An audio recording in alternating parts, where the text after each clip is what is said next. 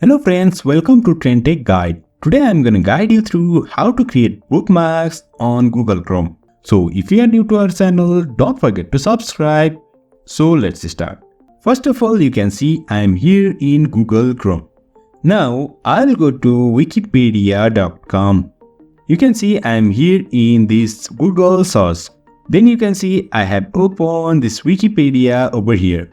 Now to bookmark, over here on the top you'll find this small icon over here of star. Click on this and you can see bookmark added. This page is saved to other bookmarks and you can just tap done. So we have added bookmark of this website. Now to open bookmark, all you need to do is go over here and click on this all bookmarks.